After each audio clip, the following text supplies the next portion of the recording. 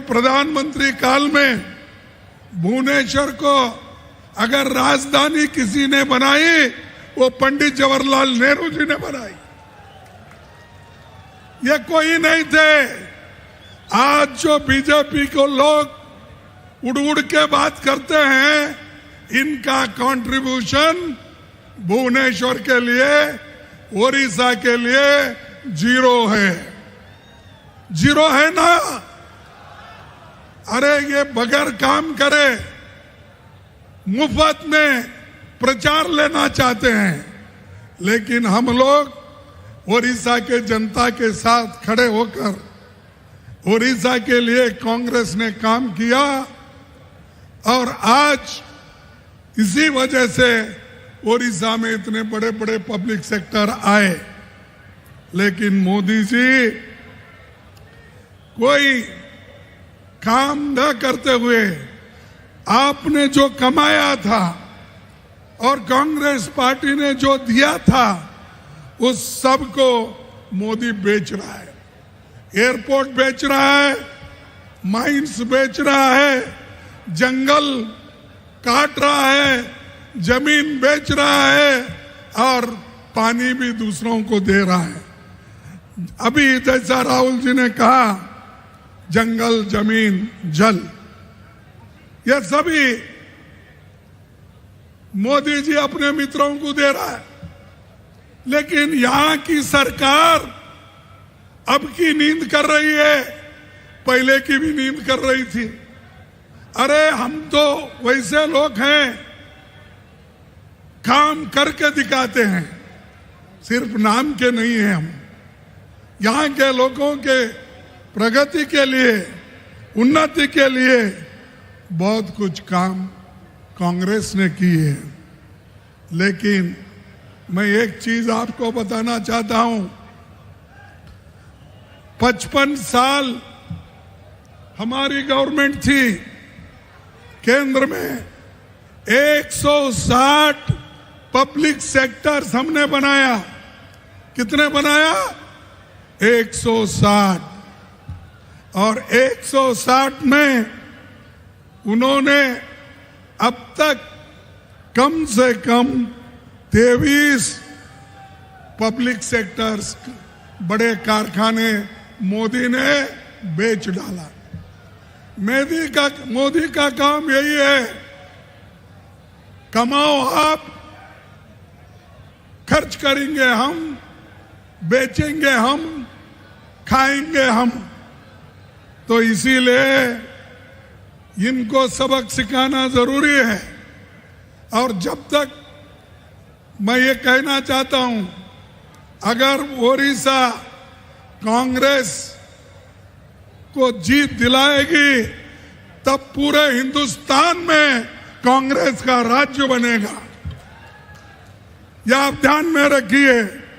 और कौन से भी बीजेपी हमेशा ये करती है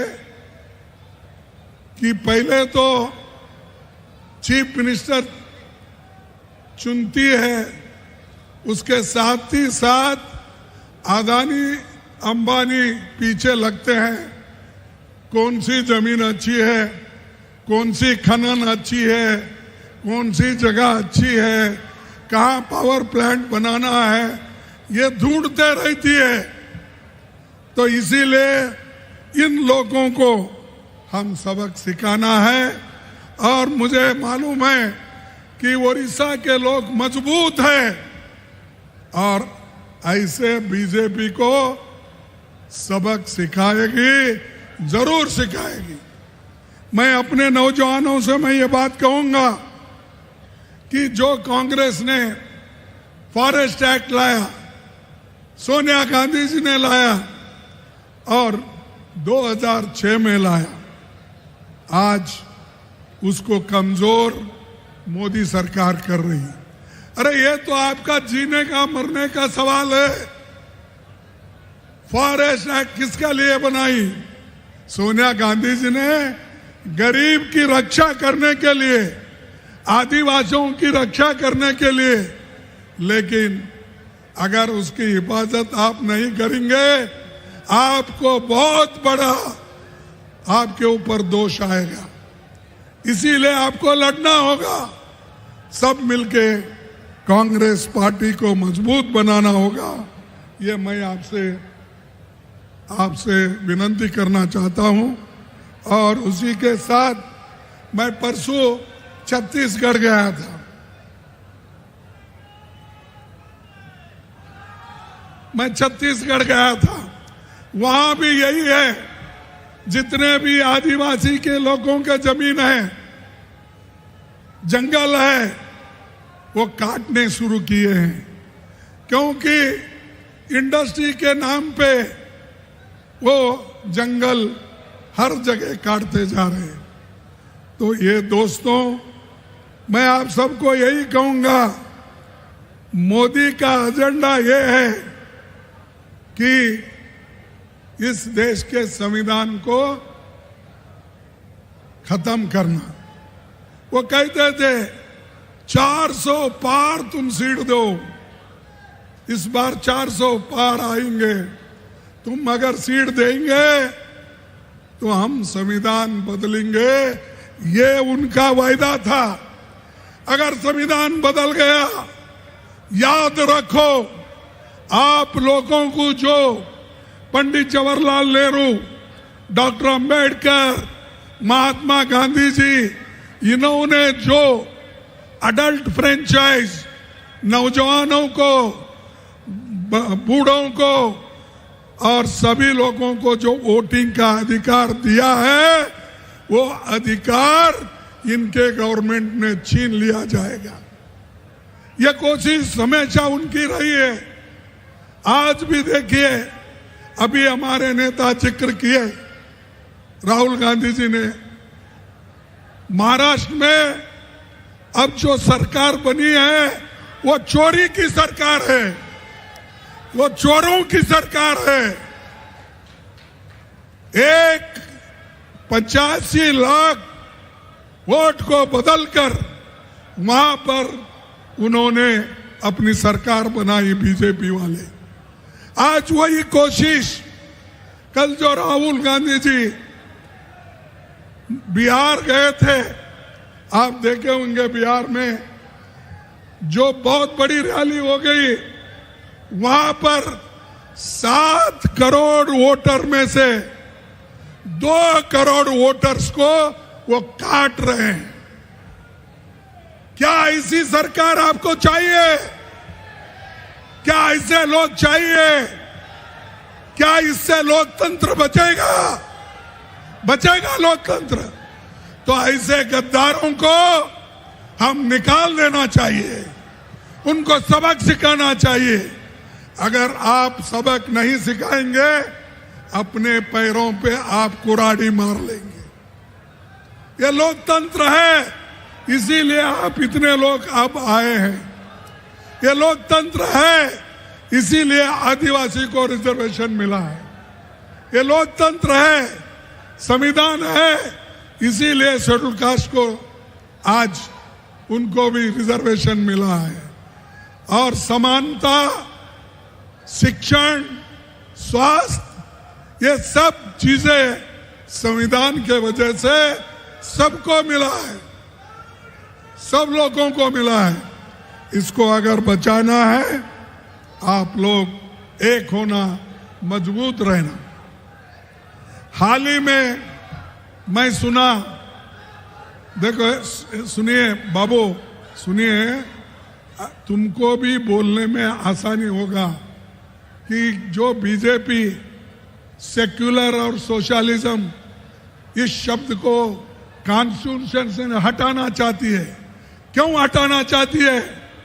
अरे उनके संविधान में तो, उनके जो पार्टी की संविधान है उसमें सेक्युलर सोशलिज्म लिखा हुआ है।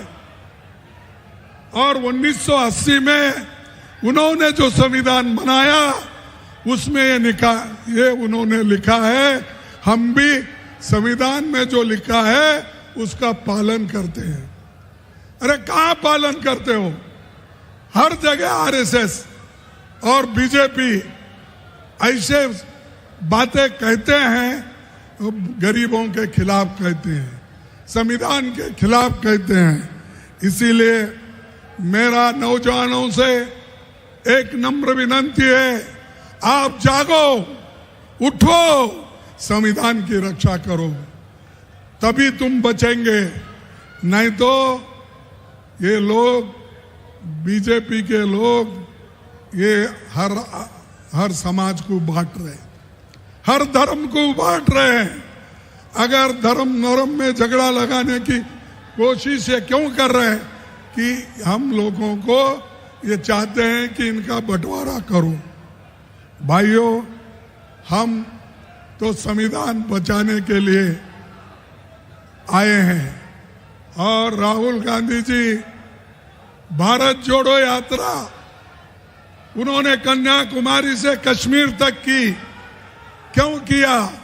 कि उन्होंने इस संविधान को बचाने के लिए, देश को एक करने के लिए उन्होंने किया। मणिपुर से बंबई तक उन्होंने पद यात्रा की। वो क्यों किया? कि संविधान को बचाने के लिए, न्याय दिलाने के लिए। अगर आप लोग इसमें शामिल नहीं होंगे तो बहुत बड़ा नुकसान हम लोगों का होगा, उनका नहीं।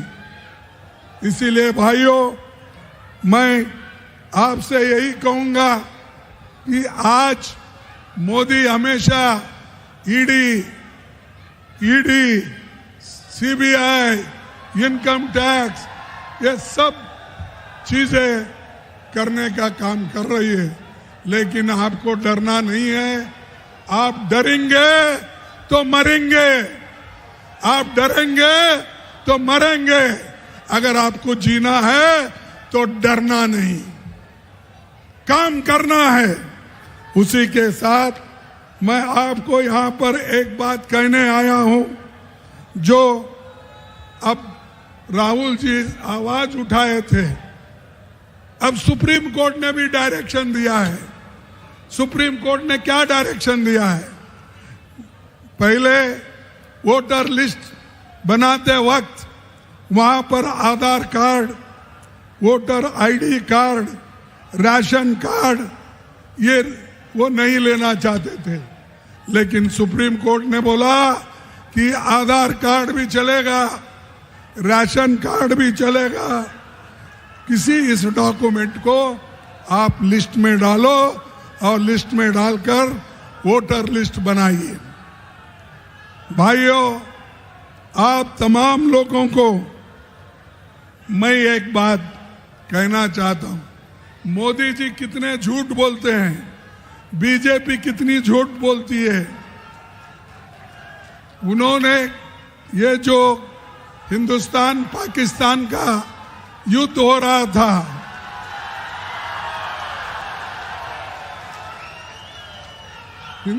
हिंदुस्तान पाकिस्तान का जो युद्ध हो रहा था, उस वक्त उन्होंने कहा, ट्रंप ने कहा कि मैं हिंदुस्तान और पाकिस्तान की लड़ाई खत्म किया हूं। मैं उनको कहा हूं कि ये लड़ाई बंद करो, उन्होंने फौरन बंद किया। ऐसा ट्रंप 16 बार बोले, मोदी उसको कुछ भी उत्तर नहीं दिए।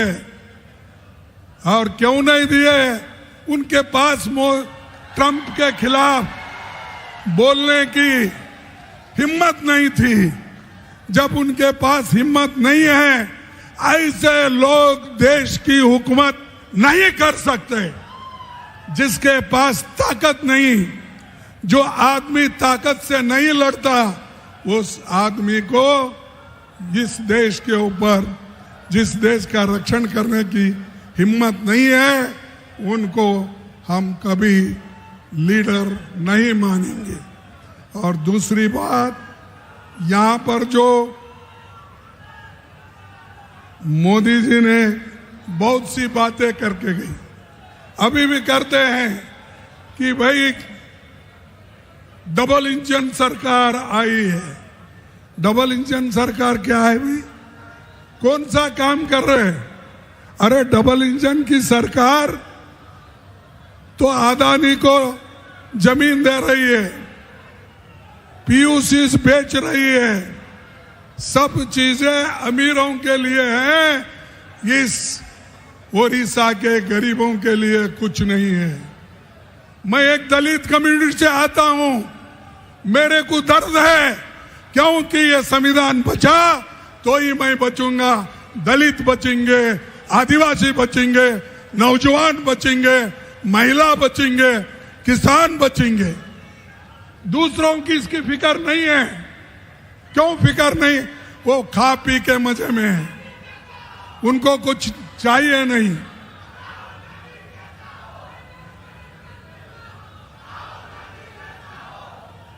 अरे जरा चुप बैठो भाई, बाद में तुम्हारा जोश दिखाओ।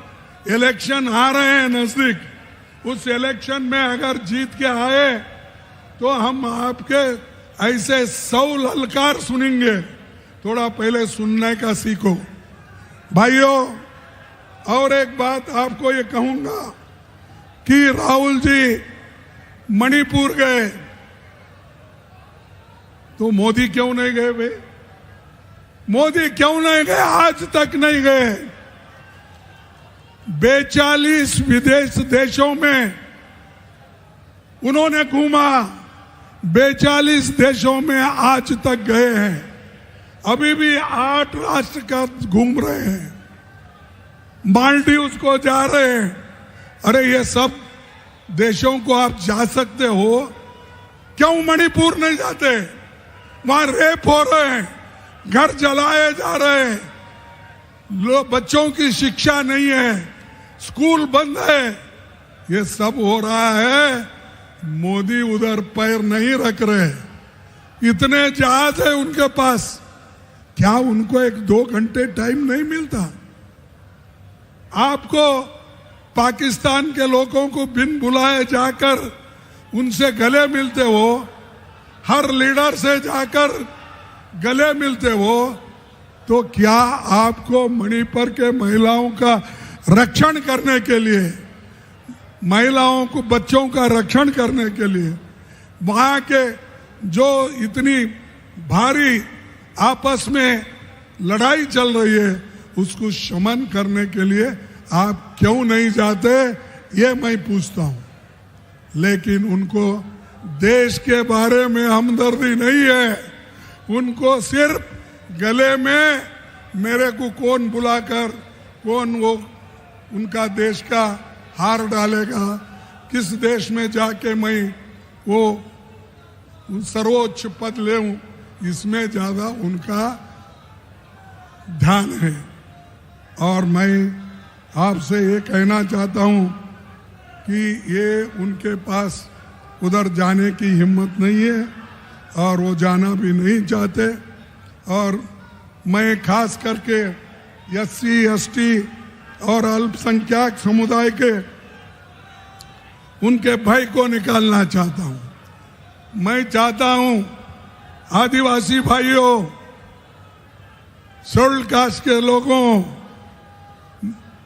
किसान के जितने भी लोग हैं और युवक हैं, आपको लड़ने का सीखना चाहिए। आप लड़ना चाहिए।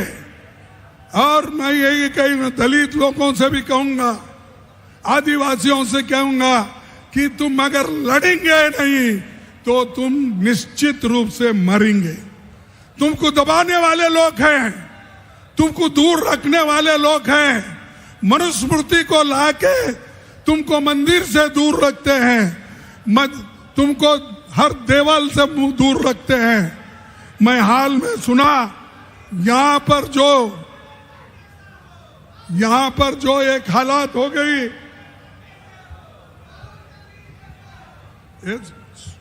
देखो यहां पर सुनो,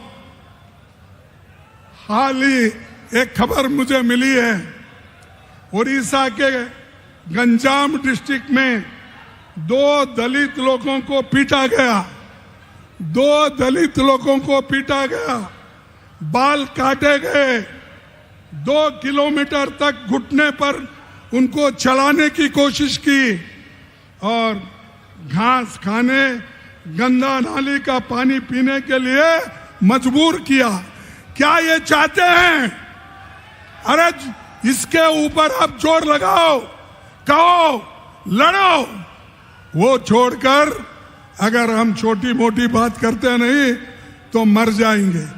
ये लोगों को, दलितों की हालत बीजेपी सरकार में है, यहाँ के सरकार में है।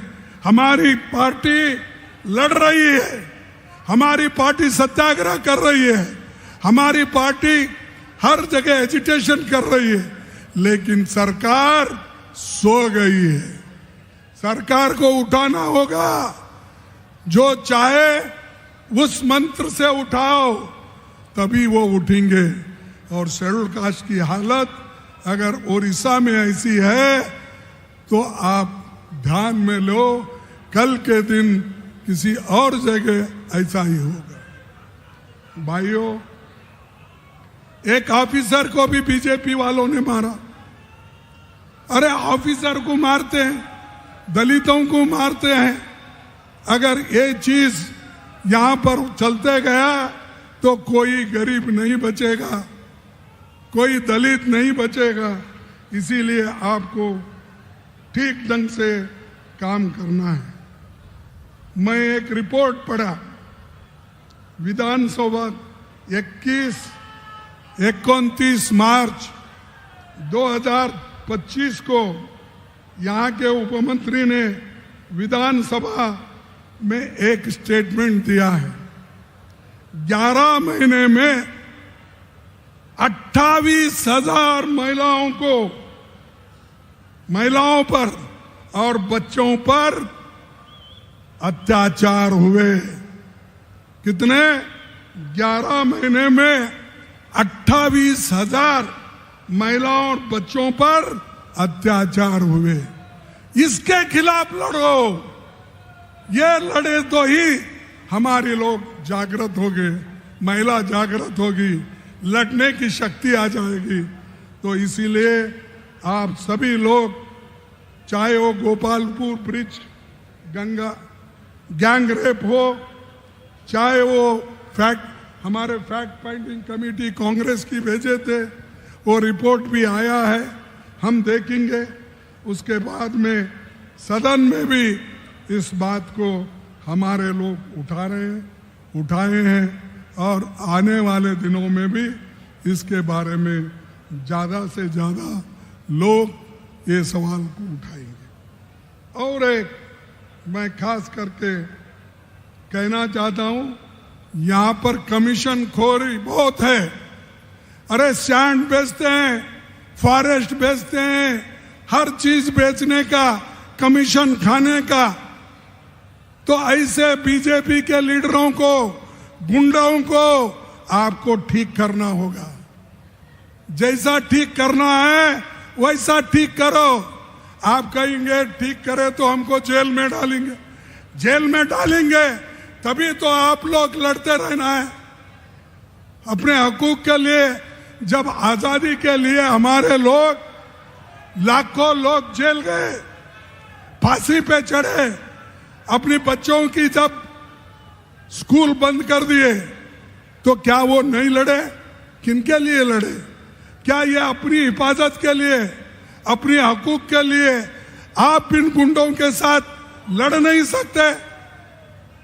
लड़ना बोले तो मैं रोज उठ के मारा मारी करो वो नहीं बोलता।